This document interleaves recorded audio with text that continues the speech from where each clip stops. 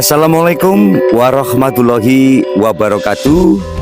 Salam bahagia, damai sejahtera selalu, Om Swastiastu, Namo Buddhaya, Salam Rahayu ingkang kinasih, Sampurasun.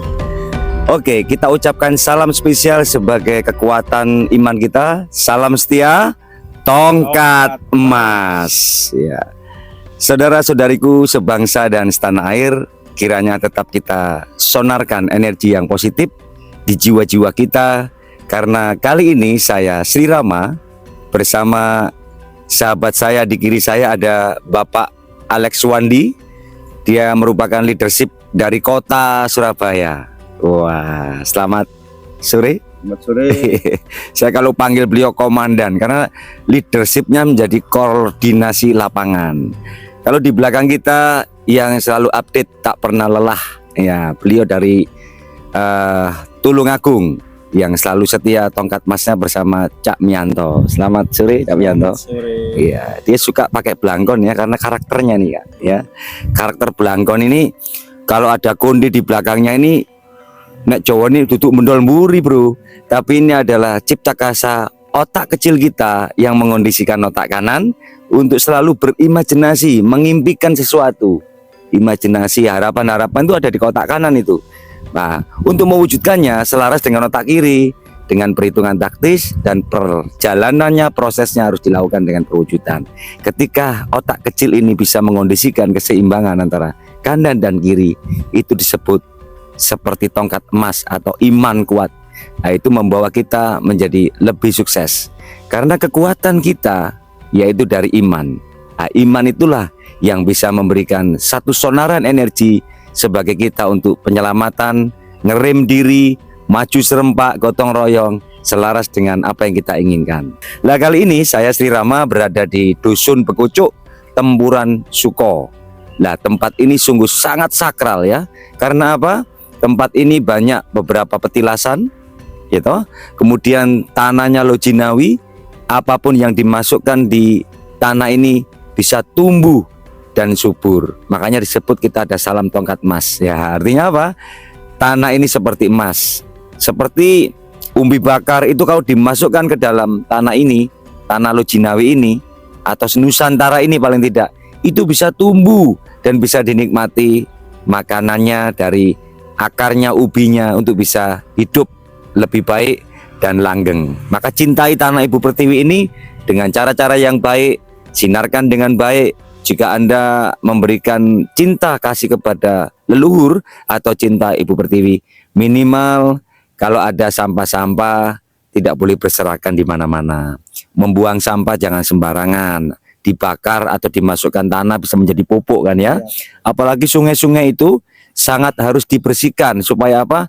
Adanya banjir, adanya kotoran-kotoran sampah ini menyumbat, kesehatannya terganggu. Dan jangan salahkan siapa-siapa, kembali ke diri kita. Untuk urusan bangsa dan penetralisir keadaan di bangsa ini, itu perlu bersama-sama, perlu bergotong royong. Nah, kali ini Sri Rama akan mengajak diskusi-diskusi ringan supaya bermanfaat bagi generasi masa depan bangsa dan kelanggengan negeri ini. Oke. Nah, di tanggal hari ini 15 Agustus 2025 di Dusun Bekucuk Tempuran Suko, Kota Mojokerto, dan jauh-jauh dari kota Surabaya beliau hadir. Ini saya pengen tahu keadaan di kota Surabaya dan juga ide-ide apa yang nanti akan disampaikan oleh Bapak Alex Wandi ini untuk bisa memberikan sonaran gambaran kepada generasi hingga dinas-dinas pemerintah dan konsep-konsep para teman-teman spiritual budaya ataupun masyarakat yang awam tentang misi dan visi yang sudah disiarkan di setiap wilayah yang disebut pepunden. Nah, oke. Nih Pak Wandi, saya juga pengen diceritakan tentang punden apa di kota Surabaya yang Anda tempati. Silakan, Ya, Pak. terima kasih Bang Rama untuk semuanya. Bahwasanya dalam konteks punden ini memang kelihatannya kadangkala juga ada sebuah perspektif yang berbeda. Maka dengan itu kita harus memaparkan luas bahwasanya punden ini bagian dari cikal bakal. Jadi artinya sampai berujung ke sini melihat dan menimbang Bang Rama. dari tingkat-tingkat sosialitas di dalam kehidupan manusia juga mulai menurun, sehingga kita mengangkat di dalam kepemudaan. Ya artinya pemuda ini ayo bersama-sama untuk membangun segala lini sektor, Bang. Nah, menurut saya juga bagian dari kepemudaan ini harus dan wajib diturun sertakan di dalam kegiatan untuk bersama-sama membangun wilayah masing-masing. Selama ini punden yang ada di wilayah Surabaya salah satunya adalah Punden Donowati Kulon, yaitu ada sebuah sejarah kelam keterkaitan dengan adanya Joko Berak Saunggaling yang lama. Nah, kami di sana juga bersama teman-teman, ada Mas Yunus di sana untuk mendongkrak bahwasanya, menunjukkan ekstensinya bahwasanya kita ini tidak ujuk-ujuk ada sebuah pamengku, ada sebuah ini dan sebagainya, dan adat pun masih kental, Bang Rama. Ada yang namanya ruat deso dan sebagainya. Kita dorong, kita ikat di situ, memberikan sebuah edukasi bahwasanya punden ini ada, dan punden ini sebelum kita ada sudah ada. Maka menurut saya kita wajib melibatkan tonggak di dalam tubuh. Ini adalah sebuah tubuh kebangsaannya, ini pondasinya. Ini menurut saya pemuda harus ikut andil di sana untuk mengisi kegiatan dan sebagainya, sehingga mengarahkan dan membantu sektor birokrasinya juga enak. Kita melihat dari sektor ke kiri-kirian atau bagaimana ya, kadang pemuda kalau kadang juga kurang tepat di dalam untuk menempatkan dirinya, memanfaatkan waktu yang kurang tepat. Kadang-kadang mengisi kehidupan anak-anak muda zaman sekarang ini butuh perhatian, butuh pengarahan yang istilahnya sebagai pemuda yang mumpuni. Itu bagian dari penghantar, Bang Rama. Kemungkinan nanti apa yang kita gali di sini kita lanjutkan untuk pembedahan, Bang Rama. Wow, memang sebenarnya kalau kita mengkaji di dalam nama Karang Taruna, di kantor-kantor kelurahan itu tertulis loh nama Karang Taruna, tapi ikut andil sertanya di dalam proses untuk bisa mengeterapkan kehidupan, membantu secara sosialisasi. Ini perlu kiat-kiat ilmu atau pembinaan diri dari secara spiritual kepada anak-anak generasi, karena adanya mereka yang saat ini mencari jati diri atau hilangnya kasih sayang harus turun ke jalan.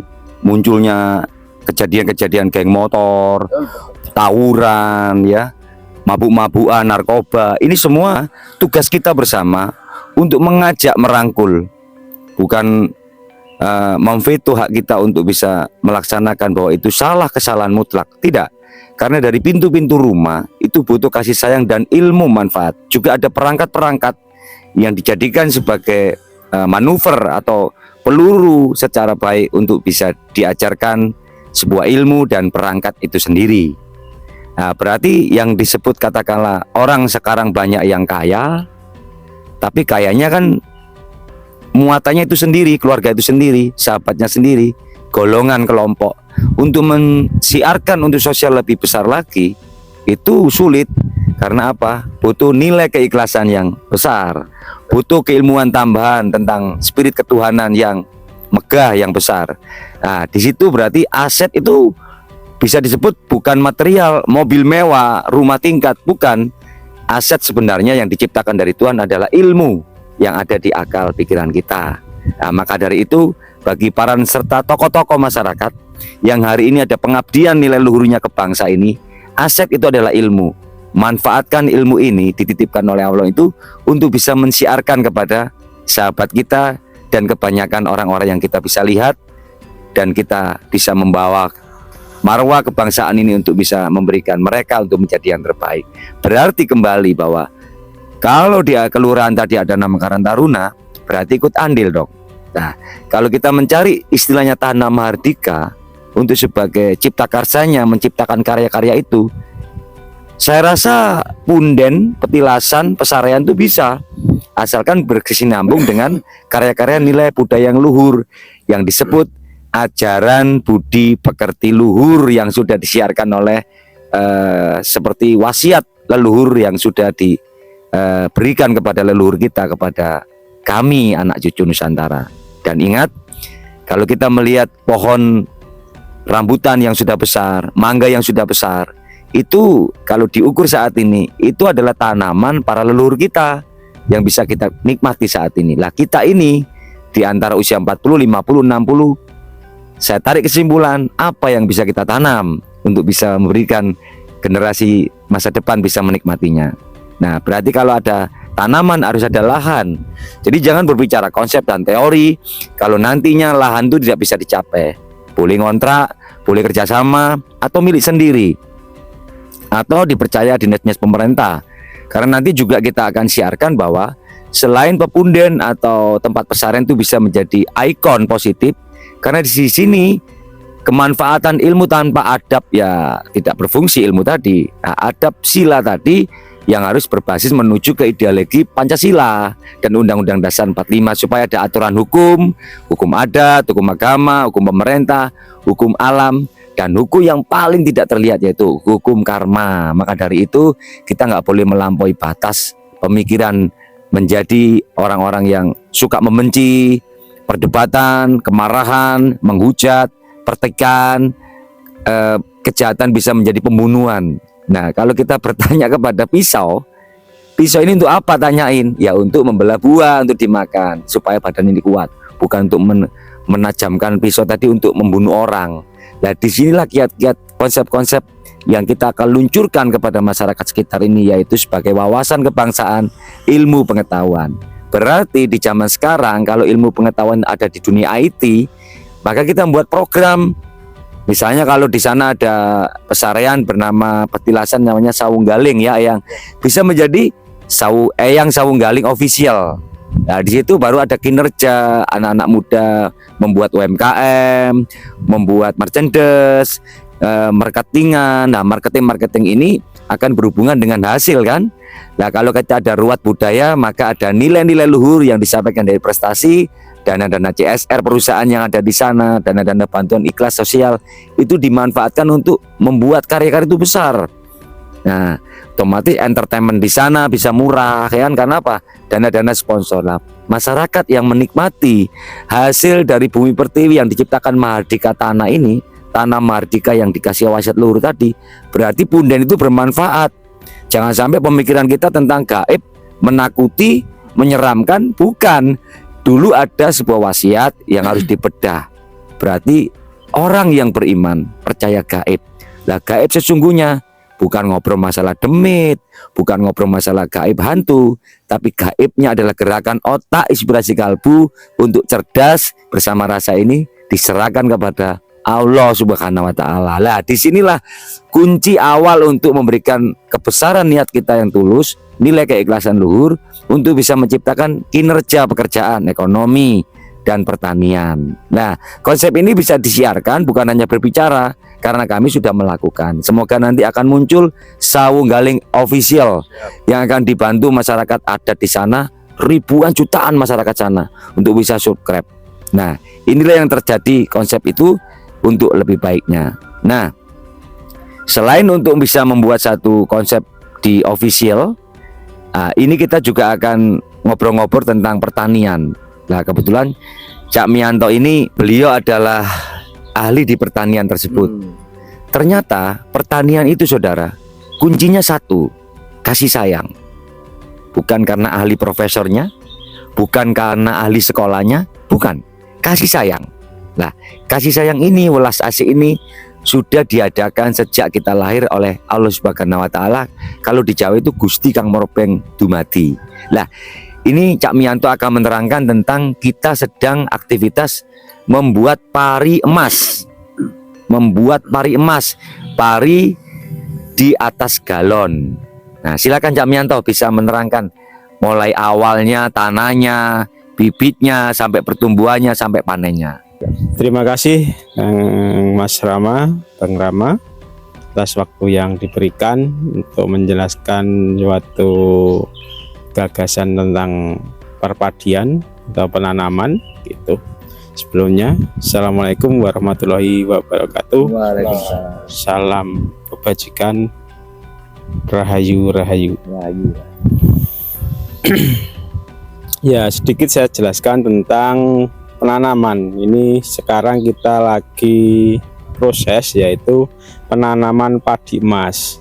Di sini padi emas ini memang jenis dari padi itu adalah namanya padi emas. Jenisnya itu karena sekarang masih tenar, yaitu yang akan kita tuju adalah masa keemasan, makanya kita itu gunakan padi emas. Nah, sebenarnya banyak sekali tanaman padi jenisnya itu, tapi kita memilih padi emas di sini dengan media yang tidak umum gitu, Mas. Kenapa kok tidak umum? Pada umumnya penanam itu di tanah sawah yang pengairannya lewat sungai-sungai gitu. Kalau sekarang kita gunakan yaitu sebuah galon. Galon itu adalah tempat air ya, yang ukurannya agak besar, yang 16 literan. Itu kita potong. Nah, kita potong, nantinya itu kita isi tanah. Kita isi tanah dan kita olah tanah itu seperti kita mengolah tanah yang umum gitu. Jadi ya kita airi, kita olah, kita kasih pupuk gitu. Cuman pupuknya kita gunakan yang organik. Jadi kita gitu gunakan yang organik dulu. Kenapa? Karena tanah kita itu dan di mana-mana itu sekarang banyak sekali menggunakan yang kimia-kimia. Nah, karena kimia-kimia itu kandungannya kurang bagus untuk kesehatan tubuh. Maka itu kita ciptakan sekarang yaitu pertanian organik. Gitu. Ini dengan media galon ini kita akan bisa mengontrol semua pupuk-pupuk yang akan diberikan ke padi itu tadi, sehingga nanti akan menghasilkan padi organik atau akhirnya nanti setelah diseleb menjadi beras organik. Tuh, jadi kalau yang namanya organik itu lebih bagus untuk kesehatan tubuh daripada yang pakai kimia-kimia. Tuh. Jadi kalau untuk prosesnya yaitu tadi, siapkan galon, siapkan lahan itu nggak perlu lahan yang bagus. Artinya bagus itu yang diolah untuk pertanian bisa, itu enggak. Tanah yang nggak bisa diolah untuk pertanian itu kita gunakan dengan media galon ini, Bang Rama. Yang penting ada air ya? Yang penting ada air. Kalau nggak ada air repot, karena tumbuhan itu semuanya butuh air. Tanpa air pasti mati gitu. Jadi airnya itu ya Kak, bisa kita gunakan lewat itu ngebor di tanah itu, kemudian kita berikan yaitu sanyo atau jack pump itu untuk pengairannya. Digunakan biasa untuk pengairan itu 2 hari sekali, galon itu harus diisi air supaya keberlangsungan air itu tidak akan habis dimakan oleh tanaman itu tadi. Dan penjelasan lebih lanjutnya nanti bisa dijelaskan lewat video-video yang berikutnya. Itu dulu Bang Rama tentang padi. Maka kita utamakan di sini adalah padi emas supaya apa? Di masa depan kita akan terjadi masa keemasan. Itu. Monggo, terima kasih, itu yang dapat dijelaskan. Wah, terima kasih ya. Ketika Cak Tom menerangkan padi itu saya merinding karena cara-cara saat ini semakin membias liar pikiran ini untuk bisa berinovasi. Tapi begitu inovasi itu berlebihan, seolah-olah sudah melampaui batas, juga berbahaya. Karena Bung Karno sudah pernah menulis dan berkata mutiara, jika kita berpikir tanpa belajar, maka berbahaya. Sungguh berbahaya kalau kita belajar tanpa berpikir. Ini saudara. Lah, konsep-konsep ini harus kita tekankan bahwa kita harus terus belajar, tapi belajar ini ada panutan pembina-pembina guru supaya bisa menyeleksi hasil akhirnya, yaitu tetap membawa nilai-nilai luhur atau sifat-sifat Tuhan. Jadi tidak salah melangkah. Dan ini harus berlegalitas supaya dipertanggungjawabkan yang ada yang kita lakukan untuk bangsa ini. Nah, ini kembali ke putaran kedua ya.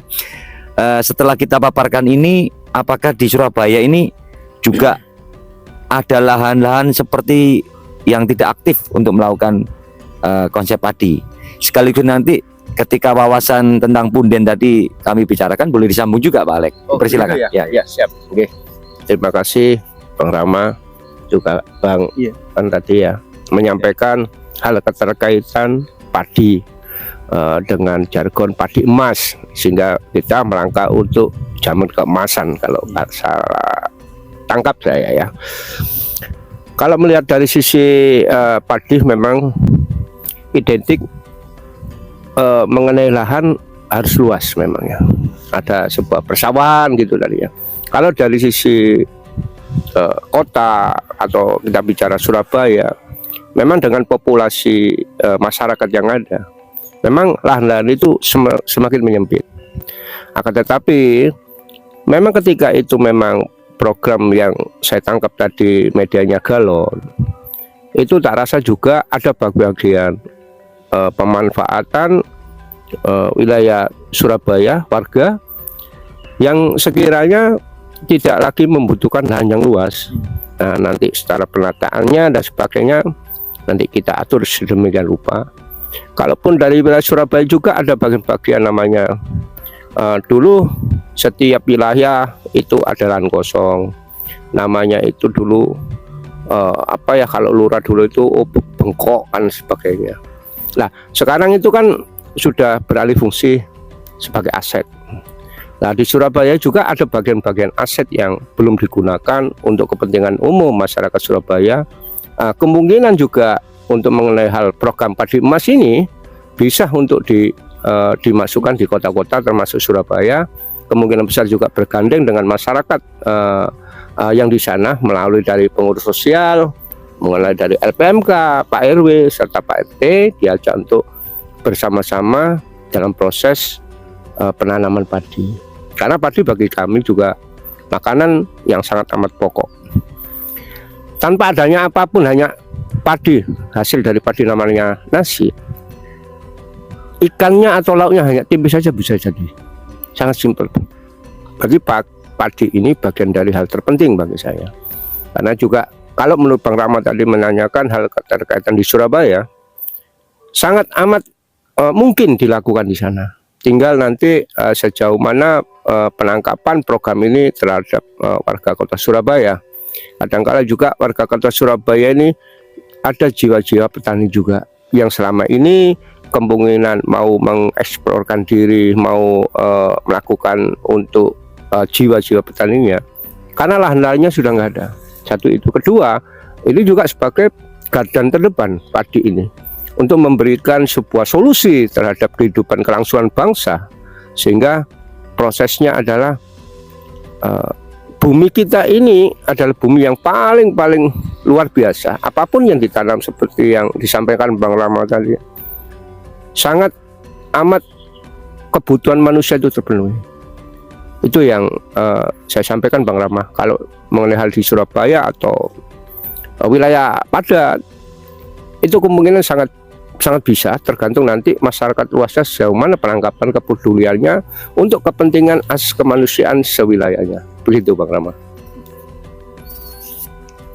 Oke pemirsa, sahabat Nusantara, kali ini saya Sri Rama sangat berbahagia sekali ada jumpa bersama Pak Alek Wandi dan juga ada Cak Mianto sudah menggelar cerita dari rasa. Tapi begitu luas seperti segoro di perasaan kami, di jiwa kami untuk bisa memberikan wawasan. Tapi karena waktu dan durasi, supaya Anda bisa memahami, kita memiliki part 1, volume 2 atau part 3, volume keempat. Terus bergerak untuk bisa update bersama kami, karena ini memberikan satu edukasi, membantu serta pemerintah untuk bisa melaksanakan tugas ini. Karena kalau ada presiden, layaknya kita ini juga ikut merasakan bagaimana menjadi seorang pemimpin.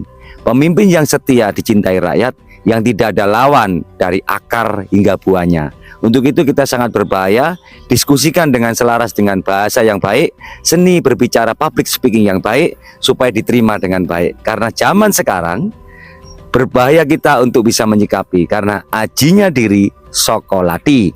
Aji Nyaroko Soko Busono. Dari suara kita, bahasa kita, dan karakter kita bisa dibaca banyak orang, karena negara ini, bangsa ini ternyata dipimpin oleh sebuah kata daulat. Daulat untuk rakyat, daulat untuk kesejahteraan rakyat dan umat serta seisinya. Maka di situ kita harus berhati-hati menjadi pemimpin, karena bukan daulat seorang presiden, tapi daulat rakyat. Di atas rakyat ada Tuhan yang Maha Esa. Mimpilah setinggi langit. Ketika mimpi itu sirna dan engkau jatuh, akan bergelantungan di bintang-bintang. Artinya apa? Sila kesatu ketuhanan untuk bisa membawa kita mengerti arti hidup dengan kerakyatan yang dipimpin oleh hikmat di sila keempat, yaitu dipimpin oleh hikmat berdaulat, dan menjadi sila kelima yaitu keadilan sosial bagi seluruh rakyat Indonesia. Berarti tanamlah padi dan kapas. Artinya apa? Selain kita ada nyikapi pangan, dan juga kalau ilmu seperti padi akan berisi dan menunduk. Dan kapas artinya bagaimana kita ringan seringan-ringannya, karena sesuatu yang terjadi dalam hidup ini, pengalaman untuk Anda menjadi ilmu padi, maka Anda akan mendapatkan jiwa yang ringan, ringan tangan untuk membantu. Rasa hidup kita lebih ringan, tidak bebal, tidak ada rasa ketakutan, keraguan untuk maju. Berani maju, dan kita akan akhiri perjumpaan kita dengan obrolan yang sedikit serius ya, tapi ini bermakna untuk tujuannya. Ingat, pepunden, pesarean, petilasan adalah mahardika untuk bisa menjayakan bangsa ini. Saya Sri Rama, ada Cak Mianto, ada Pak Alek Wandi, mengucapkan salam saya, salam setia, tongkat emas.